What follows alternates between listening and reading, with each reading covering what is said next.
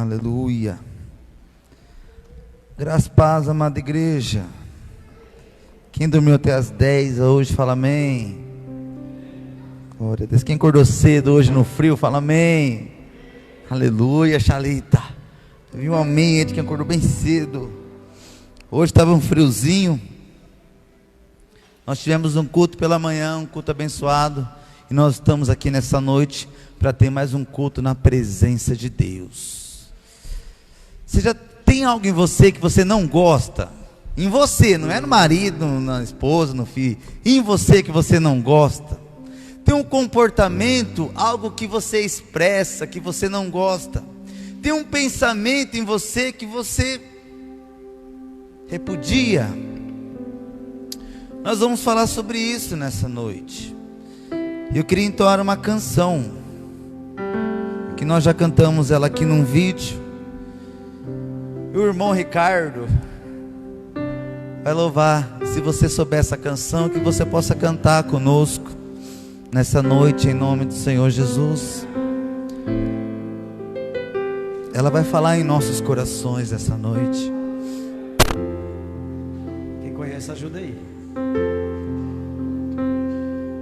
Eu tentei fazer tudo do meu jeito. Eu fiz as minhas próprias escolhas. Eu peguei uma estrada que o caminho era o meu. Era tanto eu na frase que nem cabia a Deus. Tentei fazer tudo do meu jeito. Eu fiz as minhas próprias escolhas. Eu peguei uma estrada que o caminho era o meu. Era tanto eu nas frases que nem cabia a Deus. Mas no teu olhar eu me vi. No teu olhar tirou eu de mim, o eu que havia em mim.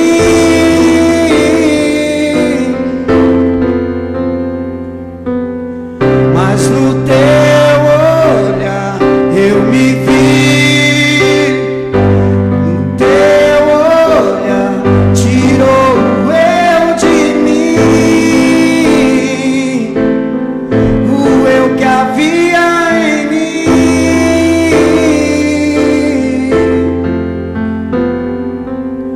Que eu diminuo e tu cresças, que eu me escondas e tu apareça, e assim tua glória vem sobre mim. Que eu diminua, que eu me esconda e tu apareça, e assim tua glória vem sobre mim. Aleluia. Amém. Tem ministrações que a gente não acha nenhum hino, mas tem ministrações que tem um monte de hino. Então nós vamos cantar uma no começo, uma no meio e duas no fim, e vamos acabar no horário, em nome do Senhor Jesus. Abra sua Bíblia em Gênesis capítulo 3. Gênesis 3. Facinho de achar. Verso 11 diz assim, olha o que Deus diz a Adão. E Deus perguntou: quem lhe disse que você estava nu? Você comeu do fruto da árvore da qual lhe proibi comer? Verso 13. Agora Deus pergunta a Eva. E o Senhor Deus perguntou então à mulher: que foi que você fez? Só a parte A, que depois tem a resposta da mulher. primeiro homem, a primeira mulher que Deus cria, a imagem e semelhança de Deus, Deus coloca num jardim perfeito, nós conhecemos a história. O homem come do fruto da árvore do conhecimento, do bem e do mal, e Deus olha para a sua criação, e Deus fala: Adão, o que você fez? Aí Deus olha para a mulher e diz: Eva, o que você fez? Você comeu do fruto que eu falei para vocês não comerem. É uma decepção no coração de Deus, da primeira humanidade. Um casal que não tem pecado, um casal que não sente falta de nada. E Deus chega, Deus olha e fala: por que vocês fizeram isso? O que vocês fizeram? Esse é o capítulo 3. Há uma sentença, uma consequência disso. Eles são expulsos do jardim, e eles têm filhos, Caim e Abel. Aí entra o próximo capítulo, que são os filhos de Adão e Eva. Capítulo 4, versículo 9. Diz assim: então o Senhor perguntou a Caim: aonde está o seu irmão Abel? Respondeu ele: não sei, sou eu responsável por meu irmão? Disse o Senhor: o que você fez? Parte A só. Então nós vemos Adão e Eva, e Deus fala: o que vocês fizeram? Aí Adão e Eva têm 2 filhos, e um mata o outro por motivo torpe, sem motivo. E Deus chega e fala: o que vocês fizeram? Por que você fez isso, Caim?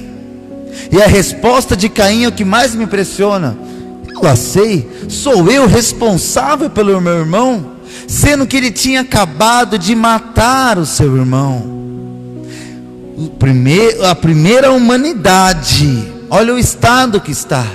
E nós vemos no capítulo 3, Deus perguntando, no capítulo 4, Deus perguntando, capítulo 5 temos a genealogia, e o capítulo 6 entra um homem de novo. E toda vez que tem um homem, tem alguma burrada que ele faz. E no capítulo 6, verso 1, diz assim: quando os homens começaram a multiplicar-se na terra, lhe nasceram filhas. Os filhos de Deus viram que as filhas dos homens eram bonitas, escolheram para si aquelas que lhe agradaram. Então disse o Senhor: por causa da perversidade do homem, o meu espírito não contentará com ele para sempre, ele só viverá 120 anos. Naqueles dias havia nefilins, ou seja, gigantes na terra. E também posteriormente, quando os filhos de Deus possuíram as filhas dos homens, e elas lhe deram filhos, eles foram heróis do passado, homens famosos. Então vamos lá, recapitulando. Deus olha para Adão e Eva: o que vocês fizeram? Por que vocês fizeram isso? Deus olha para Caim: o que você fez isso? No capítulo 6, a humanidade está crescendo e a perversidade aumenta. Aí Deus olha de novo para a humanidade: não está dando certo. Aí Deus olha, a humanidade vivia muitos anos, 700, 800, 900 anos antigamente. O primeiro homem e a primeira mulher. Com o tempo Deus olhou a perversidade, Deus olhou e falou: vou ter que diminuir a idade desse povo aqui, porque eles são muito perversos, eles são muito maus, eles são muito ruins. E Deus vai e diminui a idade da humanidade para no máximo 120 anos. E olhe lá, raridade alguém conseguir chegar nessa idade. Aí Deus diz que quando ele olhou para a terra, ele viu os filhos dos homens, as filhas dos homens se relacionando com os filhos de Deus. Só que Deus não explica quem é esse filho do homem e nem os filhos de Deus. Ele só fala. Por quê? Porque não é relevante para ele. Quando nós chegarmos no céu, a gente pergunta para Deus quem são. Porque a Bíblia diz que quando Deus olhou e viu que os filhos de Deus estavam possuindo, tendo relação com as filhas dos homens, Deus olhou e falou: está um nível de perversidade muito grande. E há duas interpretações, há bem mais, mas são duas interpretações que são mais conhecidas entre os mestres, teólogos da vida aí, em relação ao que é filhos do homem e filhos de Deus. A primeira interpretação diz que os filhos de Deus são os anjos que caíram do céu. A terça parte dos anjos, que hoje são demônios, e esses anjos, eles passaram a ter relações com as filhas dos homens. Ou seja, mulheres, a humanidade tendo relações com anjos caídos, com demônios. Qual que é a base bíblica para essa tese? Uma delas está lá em Jó, capítulo 1, verso 6, que diz assim: e vindo um dia em que os filhos de Deus vieram apresentar-se perante o Senhor, veio também Satanás entre eles. 7. Então o Senhor disse a Satanás: de onde vens? E Satanás respondeu ao Senhor e disse: de rodear a terra e passar por ela. E nós conhecemos a história. Aqui diz os filhos de Deus, ou seja, os anjos foi se apresentar a Deus. E a mesma palavra em Gênesis capítulo 6 para filhos de Deus é a mesma palavra em Jó capítulo 1 versículo 6 para filhos de Deus, que são os anjos. Então a primeira tese, olha que absurdo, você imaginar que simplesmente a humanidade está tendo relações com demônios, anjos caídos. Mais um versículo que diz sobre essa tese, Judas capítulo 1 verso 6. Lembrem dos anjos que não ficaram dentro dos limites da sua própria autoridade, mas abandonaram o lugar onde moravam. Eles estão amarrados com correntes eternas, lá embaixo na escuridão, onde Deus os está guardando para grande dia em que serão condenados. Verso 7. Lembre-se dos moradores de Sodoma e de Gomorra e das cidades vizinhas, que agiram como aqueles anjos e cometeram imoralidades e pecados sexuais. Eles sofrerão o castigo do fogo eterno, o que é um aviso claro para todos. Então, Deus olhou, quando Deus veio à terra, viu que as filhas dos homens tendo relações com demônios, com anjos. Deus pegou esses anjos e Deus acorrentou eles, e um dia eles serão jogados no lago de fogo.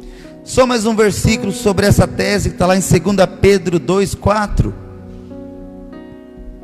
Pois Deus não deixou escapar os anjos que pecaram, mas os jogou no inferno e os deixou presos com correntes na escuridão, esperando o dia do julgamento. Verso 5.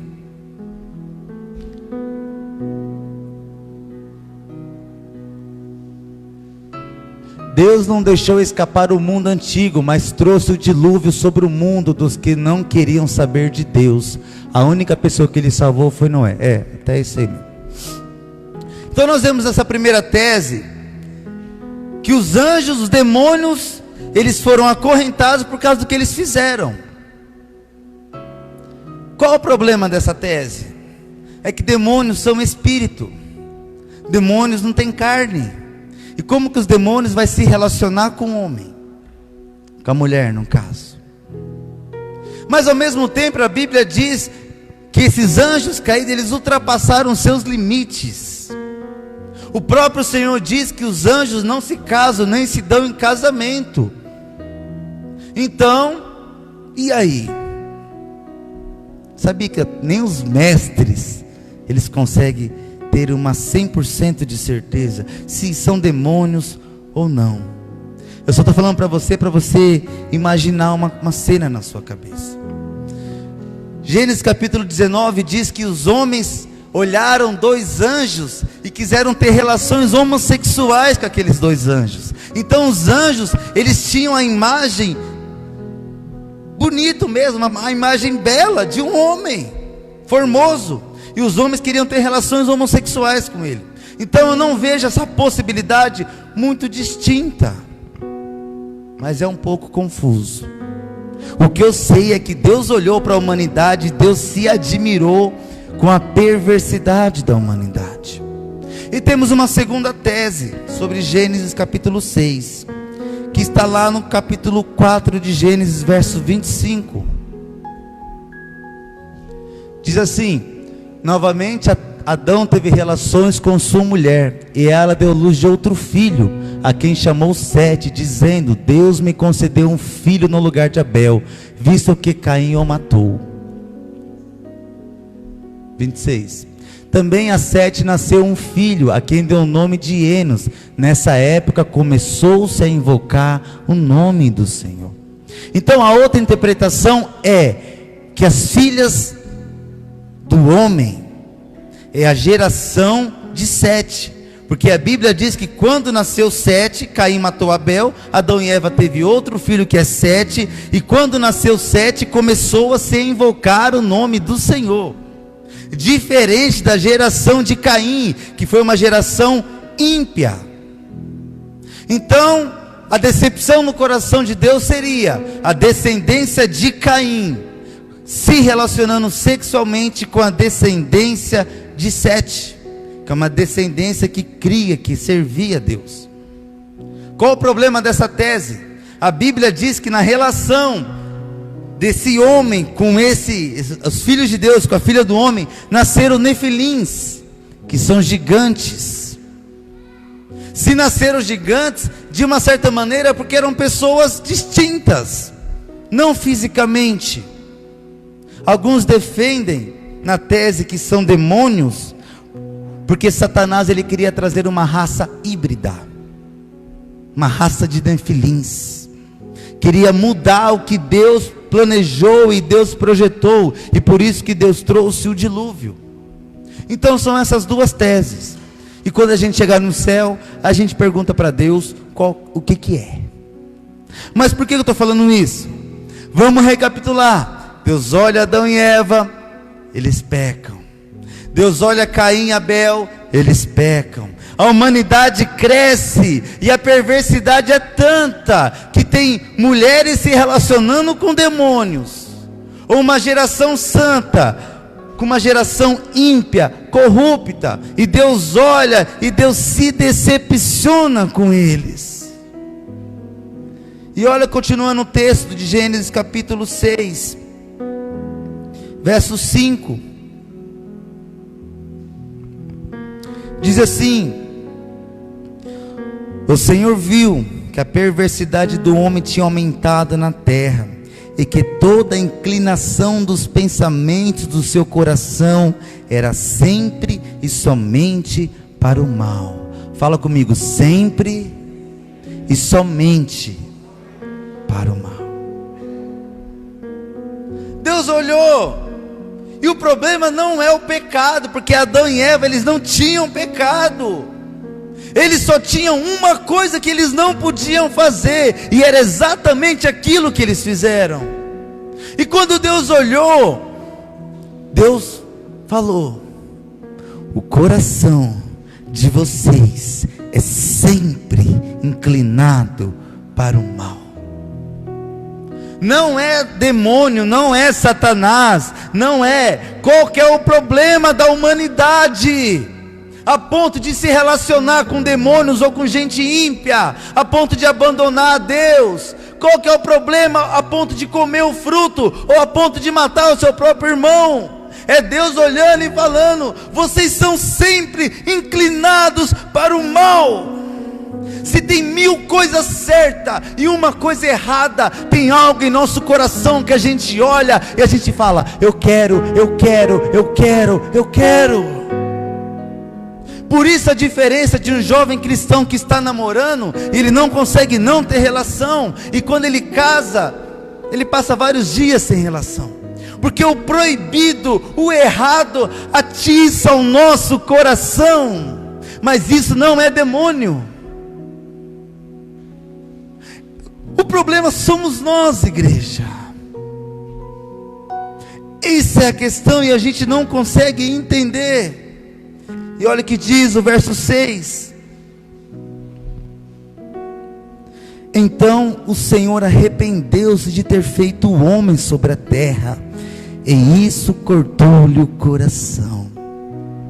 Irmãos, quando a gente lê isso, Deus cria, irmãos, mas é tanta decepção, uma atrás da outra, em áreas completamente diferentes, que Deus olhou e Deus falou: eu me arrependo de ter feito vocês. Olha o estado que a gente está, do nosso Criador olhar e falar isso para nós. E o se arrepender não é o sentido de arrependimento, é um sentido de lamento, de grande tristeza, de grande pesar. Aí talvez você pergunta: mas Deus já não sabia que a humanidade ia fazer tudo isso? Deus já não sabia que a gente ia ser essa caca, para não dizer outra coisa? Deus já não sabia que esses seriam os nossos pensamentos, essas seriam as nossas atitudes? Desde o Gênesis, Deus sabia. Mas é como um médico que chega para o pai e para a mãe e fala: ó, o seu filho tem 3 meses. O pai e a mãe já sabem, mas quando dá 3 meses e aquele filho falece, realmente a tristeza, o dor, o lamento do pai é muito grande. Deus já sabia, mas quando ele olha para Adão e Eva, ele fala: por que vocês fizeram isso? E quando ele olha para Caim: por que você matou o seu irmão? Por que vocês são assim? E quando ele olha, a humanidade começa a crescer, e Deus, a gente tem uma expectativa: não, vai melhorar, vai piorar. É relação homossexual, é homens querendo ter relação com anjo. E Deus olha e Deus fala: eu me arrependo de ter feito vocês. Deus manda um dilúvio, Deus manda Sodoma e Gomorra ser destruído. Deus está decepcionado com a humanidade. A vontade dele era não fazer mais, porque ele está sofrendo, porque são seus filhos que só erra, que só peca, que tem um coração inclinado para o errado. Aí Deus fala: não, eu vou diminuir pelo menos para 120 anos. E é isso que ele fez. Olha para você ver como a gente é difícil, igreja.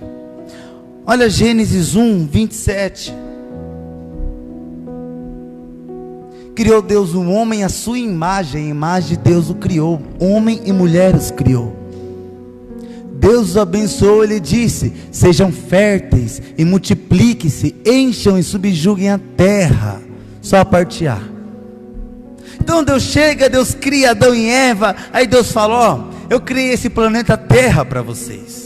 Está vendo esse ar que você está respirando? Isso se chama firmamento. Eu coloquei nessa terra, eu coloquei nessa imensidão de terra. Agora vai, façam filhos, multipliquem-se, encham a terra.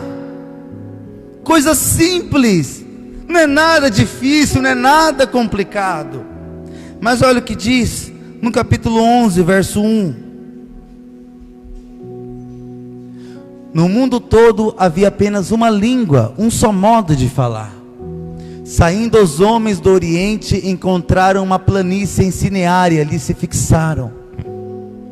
Disseram uns aos outros: vamos fazer tijolos e queimá-los bem. Usavam tijolos em lugar de pedras e piche em vez de argamassa. Depois disseram: vamos construir uma cidade com uma torre que alcance os céus. Assim o nosso nome será famoso e não seremos espalhados pela face da terra. Uma ordem simples de Deus: gente, vai, encham essa terra é para vocês. A humanidade começa a crescer, eles se reúnem, eles falam em uma língua só, e eles falam: vamos fazer uma torre. Vamos fazer uma torre, porque daí essa torre é o centro, a gente vai ficar tudo ao redor, a gente não vai se espalhar. Mas qual que era a ordem de Deus? Gente, vai, enche a terra, multiplique, é para vocês, eu estou dando. Aí Deus olha para uma multidão construindo uma torre, e tem mais, aconteceu o dilúvio. Sabe mais o motivo que eles queriam construir a torre? Vai que Deus manda um dilúvio de novo, a gente dá o nosso jeito de se escapar. Vamos para a torre, que ela é muito alta. Olha o pensamento da humanidade, irmãos. Aí Deus lá no céu olha o homem construindo uma torre. E olha o que diz o verso 5. O Senhor desceu para ver a cidade e a torre que os homens estavam construindo. E disse o Senhor: eles são um só povo e falam uma só língua. E começaram a construir isso. Em breve nada poderá impedir o que planejam fazer. Venham, desçamos, fala comigo, desçamos, e confundamos a língua que falam, para que não entendam mais uns aos outros. Assim o Senhor os dispersou dali por toda a terra, e pararam de construir a cidade. Por isso foi chamado de Babel, porque ali o Senhor confundiu a língua de todo o mundo. Dali o Senhor os espalhou por toda a terra. Lembra quando eu falei do façamos, que Deus foi criar o homem, e o Pai, o Filho e o Espírito Santo ia ter uma ação, e Deus é o façamos, é a trindade. Aí Deus está dizendo: desçamos. Eu imagino Jesus olhando assim para o Pai, o Pai falando: filho, vamos lá, vamos ter que descer lá na terra. Aí eu imagino Jesus falando assim: o que eles estão aprontando desta vez, Pai? Aí eu imagino Deus olhando e falando: eles estão querendo fazer uma torre agora, eles não estão querendo se espalhar. Desçamos. Aí vai o Pai, o Filho e o Espírito Santo descendo e olhando aquela multidão, um bando de tonto querendo construir uma torre. Aí Deus olhando: vou começar a fazer várias línguas aqui para eles não se entenderem. Se eles não querem se espalhar por bem, que é por bem deles, porque Deus falou, vai saber mais para frente o que ia acontecer. Deus sabia que o negócio não ia prestar. Então Deus desce e fala: vou ter que criar várias línguas. Então foi. E hoje nós temos o inglês, francês, o espanhol, o alemão, português, italiano e etc. Por quê? Porque constantemente Deus tem que intervir, porque a nossa criatividade para o mal é muito grande. Os nossos pensamentos são muito criativos. É muito errado.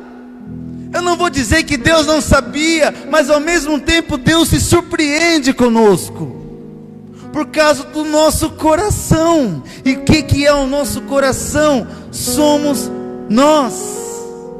O nosso coração é você. E o problema não é o diabo, porque o diabo não pegou o fruto e falou assim: Eva, come. Não, o diabo não pegou Eva e falou: vem aqui, filha, come isso daqui. Não. Mas qual é o problema de Eva? O seu coração é inclinado para o errado. O seu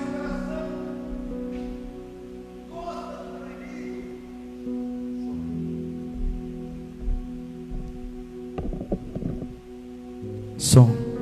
Então você entende que o problema não é Satanás, irmãos.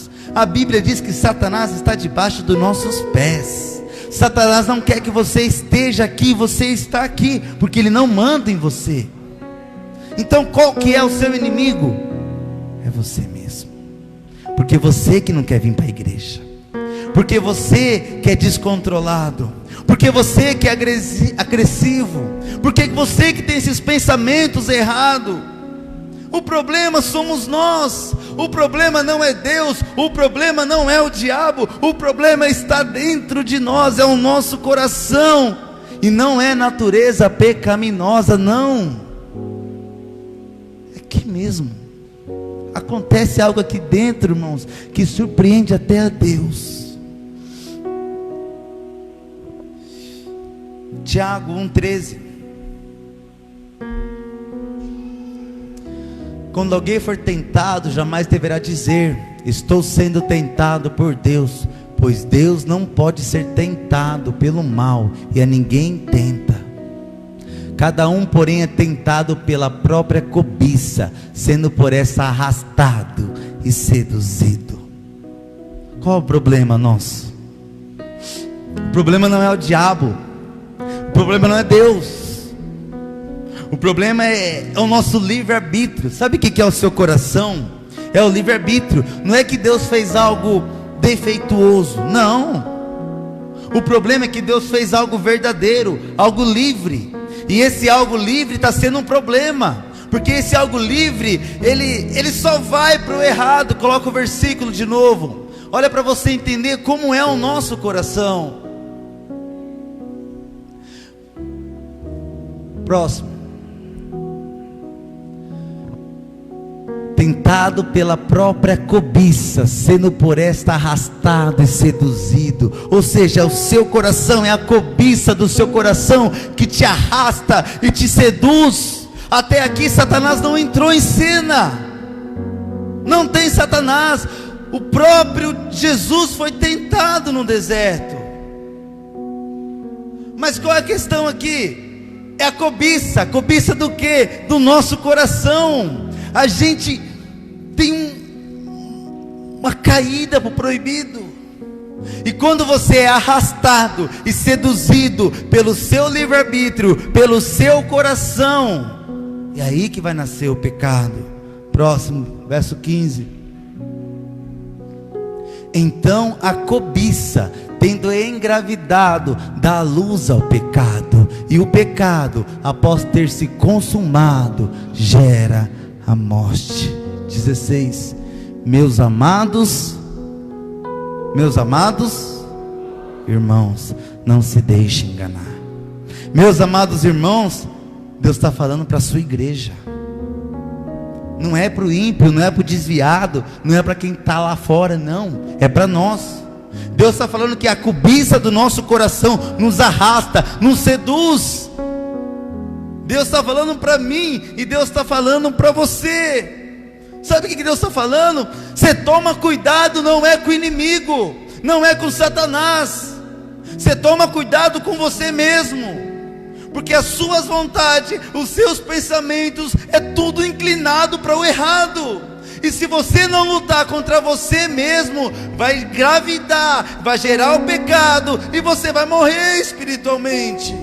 Foi isso que aconteceu com Adão e Eva, foi isso que aconteceu com Caim, foi isso que aconteceu com o povo de Gênesis por causa do dilúvio.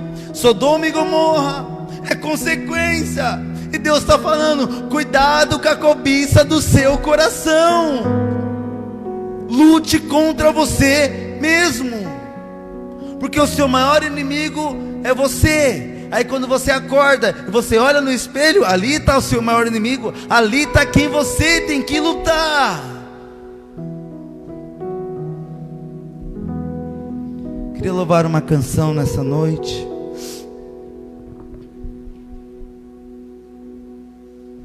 Tem algo muito errado em nós, igreja. Nós precisamos estar alertas. Nós estamos procurando culpados, sendo que o culpado está aí.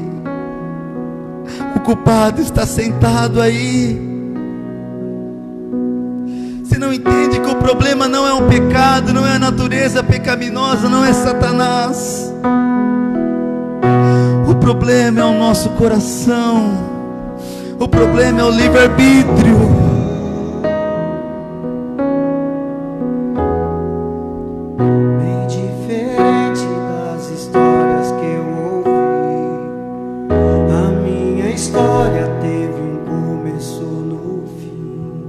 Quando o inferno pensou em vencer,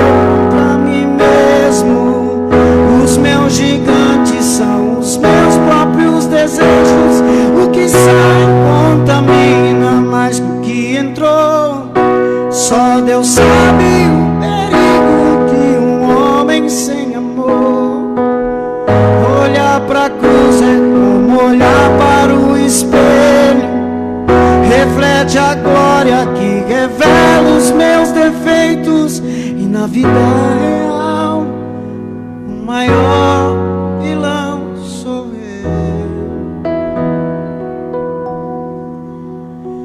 Na vida real, o maior sou eu.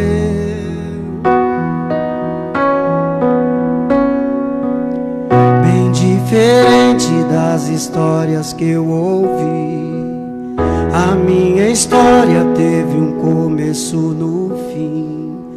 Quando o inferno pensou ter vencido, Jesus tomou a chave que me fez cativo. E esse amor perfeito me fez entender que, diferente das histórias de TV, na minha história Cristo é um mocinho. E na vida real, o maior vilão sou eu. Ganhar o mundo e perder a mim, estar no caminho e não chegar ao fim. Na minha luta do meu eu contra mim mesmo, os meus gigantes são os meus próprios desejos. O que sai contamina mais do que entrou. Só Deus sabe o perigo de, Senhor, olhar pra cruz é como olhar para os. Reflete a glória que revela os meus defeitos. E na vida real, o maior vilão sou eu. E na vida real, o maior vilão sou eu. Amém, Jesus. Amados, não há diferença entre nós que estamos aqui e uma pessoa que está lá fora no mundo. A Bíblia diz que todos nós pecamos e destituídos somos da glória de Deus. Não há. Se eu pegar um jovem adolescente que tem um ministério aqui na igreja, que vai na célula, que vem nos cultos, e se eu pegar um idoso aposentado que fica na sua casa, você pode ter certeza que esse jovem adolescente, ele peca mais do que esse aposentado que nem conhece a Deus, está na sua casa. Então todos nós pecamos, o nosso coração é inclinado para o mal. Mas qual é a diferença de nós que servimos a Deus e de quem está lá fora no mundo?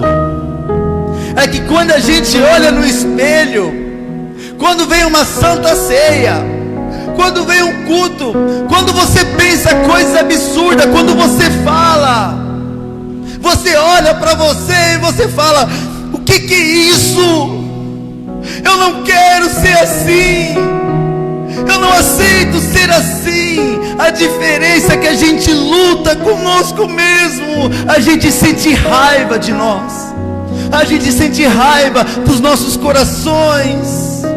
E o mundo não. O mundo está que nem o povo em Gênesis, faz o que quer e não está nem aí, expõe mesmo a sua vergonha, expõe a sua imoralidade, não está nem aí. Mas o mundo olha, a gente olha e a gente é diferente. Muitas pessoas acham que isso é máscara. Isso não é máscara, porque Deus conhece o que você é, e Deus sabe as orações que você faz. E essa é a diferença.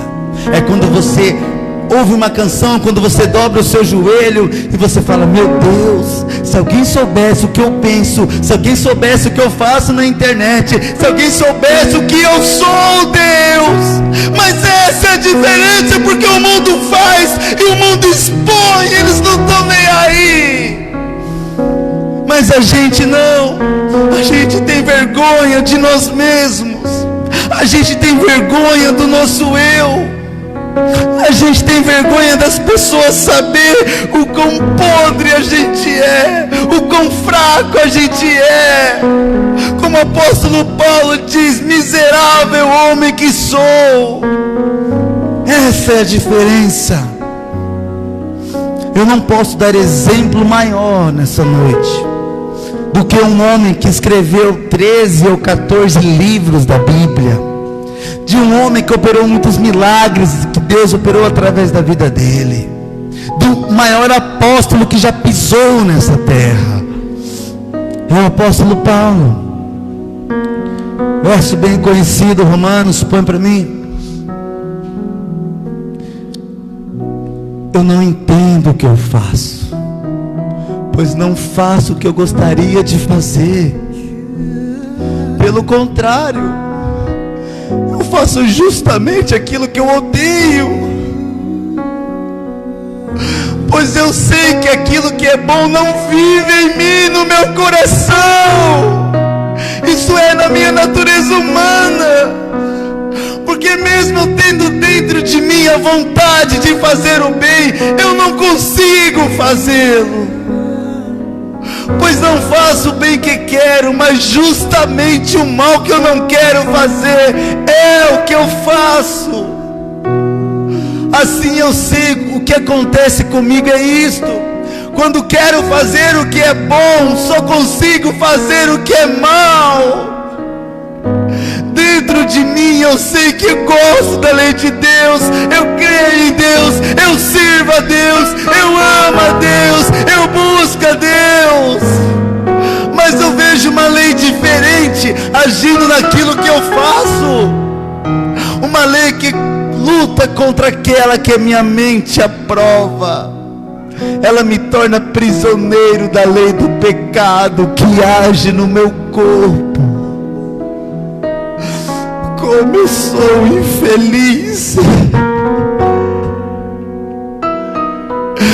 Quem me livrará deste corpo? Quem me leva para a morte?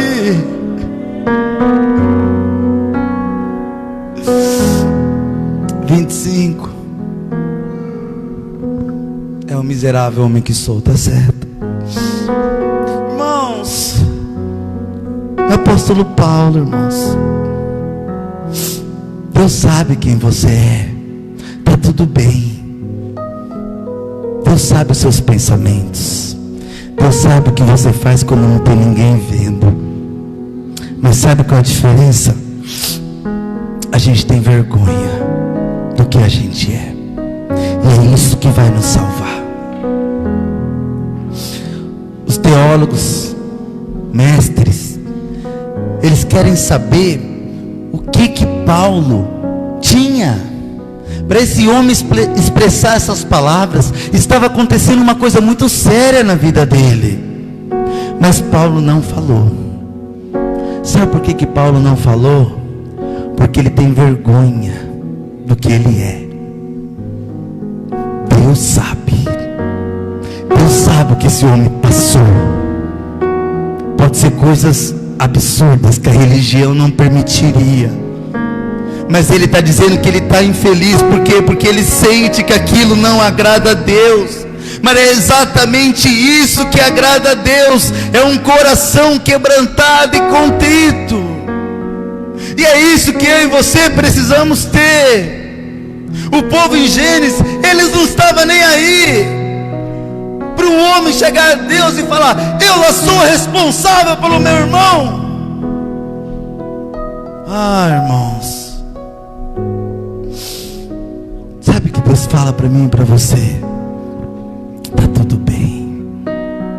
Só tem esse coração quebrantado e contrito. Se coloque de pé nessa noite.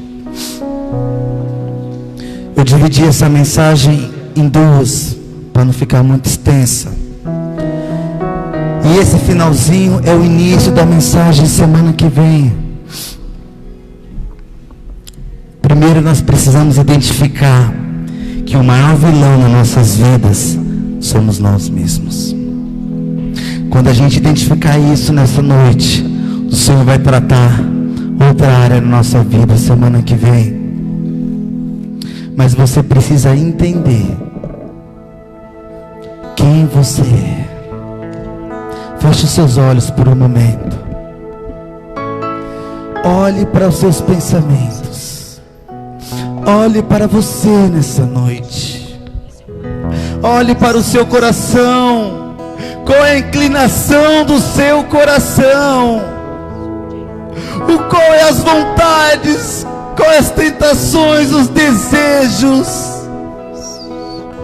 O Espírito Santo está aqui nessa noite. Ele quer tratar a sua vida. Ele quer tratar o seu coração. Adore, louve em espírito e verdade nessa noite.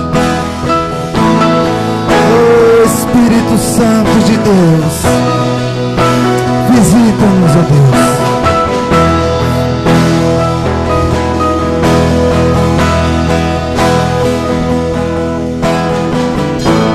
Não entendo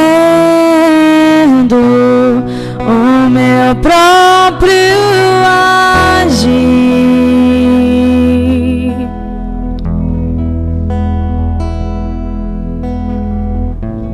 Sem tua graça, o que seria de mim? Olha para você nessa noite.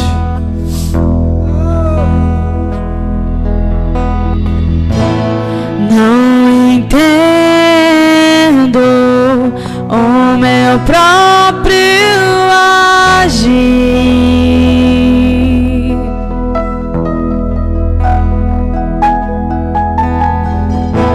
Sem tua graça, o que seria de mim, Deus? Pois o bem que eu quero fazer não faço, e o mal que eu não quero, esse sim acabo cometendo. Em meu ser militam carne e espírito, em uma guerra impendável, a qual eu não me rendo. Pois meu corpo já foi vendido como escravo, e não existe bem nenhum em mim, apenas o pecado. Mas eu sei que no tocante ao meu interior tenho prazer da sua lei. Tu és o meu amado, então liberta-me de mim. Eu quero ser a sua casa. Se você estiver aqui, eu sei, eu venço o pecado. Então enche-me de ti, até que não haja mais espaço. Pois quando estou em tua presença, o meu viver é transformado.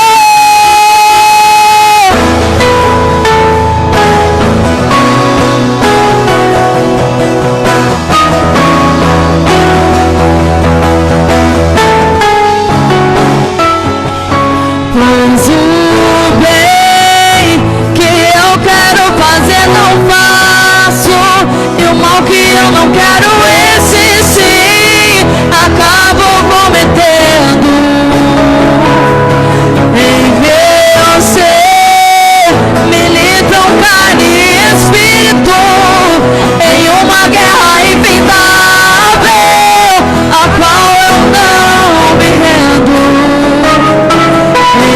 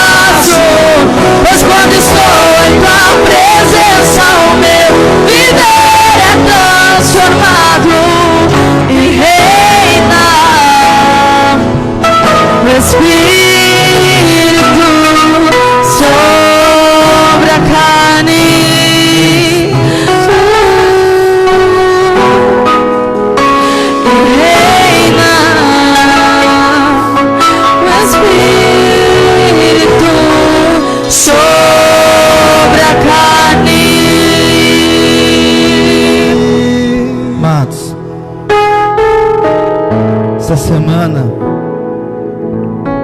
eu tive uma briga com a minha esposa por motivo fútil, torpe. Vocês têm alguma mulher aqui que demora para... Você tem um compromisso e a mulher demora para sair de casa e o marido não tem paciência. E ela fala que eu seria um bom advogado porque eu sou bom em argumentos. E as minhas palavras às vezes é muito pesada. Eu sou muito agressivo com palavras. Não é palavrão, mas é a tréplica, né? E eu estava pensando sobre isso. E o Espírito Santo começou a falar no meu coração. Esse seu jeito não é demônio, é o seu jeito, é o seu coração que é inclinado para isso. Não adianta eu orar e falar: Senhor, tira esse espírito maligno, porque não tem. Mas o Senhor começou a falar: olha para o espelho e lute contra esse homem que você está olhando no espelho, porque esse é o problema. E se a gente não lutar contra o nosso próprio eu, a gente perde o nosso casamento, o nosso ministério, a nossa família, a nossa vida espiritual e até mesmo a nossa salvação. Feche seus olhos por um momento para a gente finalizar. Oh, Espírito Santo.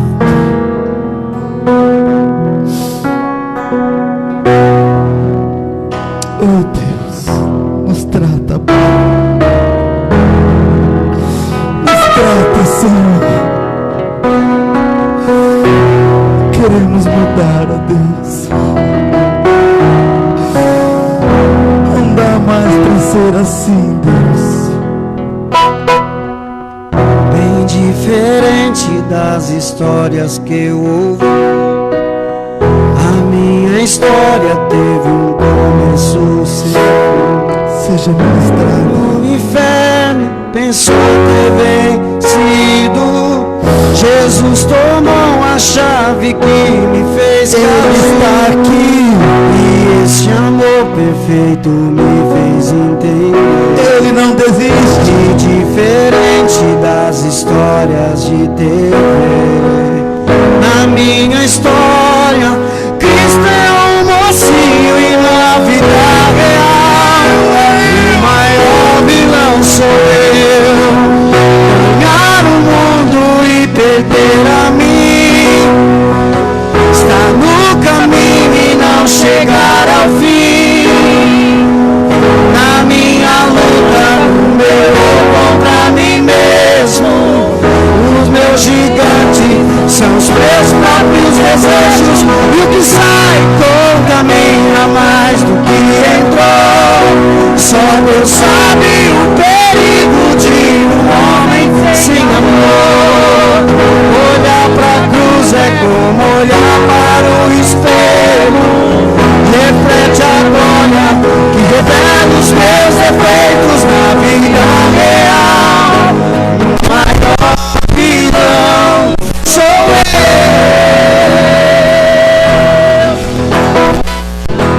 Bem diferente da história que eu ouvi, minha história teve um começo no fim. Quando o inferno pensou ter vencido, Jesus tomou a chave que me fez cativo. E esse amor que me fez entender.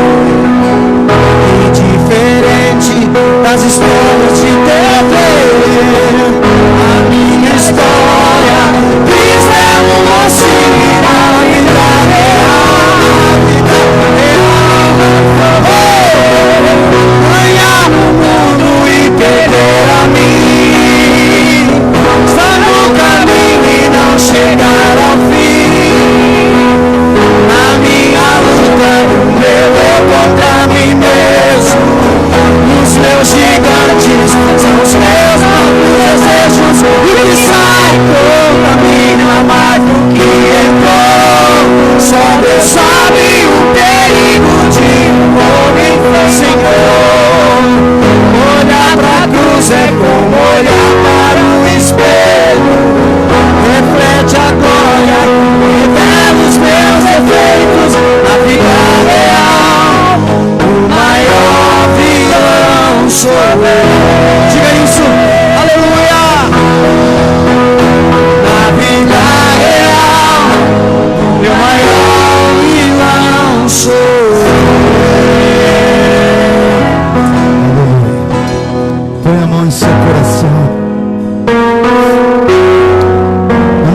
coração é a nossa vida.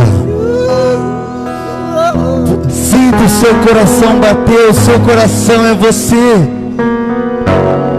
Aí está o seu problema. Tem coisas que não é campanha, irmãos. Tem coisas que não é encontro. Tem coisas que é você olhar para você e você falar: tem algo errado comigo e eu preciso de Deus. Eu preciso matar esse velho homem que habita dentro de mim. Deus, nos ajuda, Pai. Nos ajuda a vencer, Senhor. O Espírito Santo está ao seu lado. Ele está ajudando você a matar o seu próprio eu, a sua personalidade difícil, a sua língua, o seu rancor, a sua mágoa,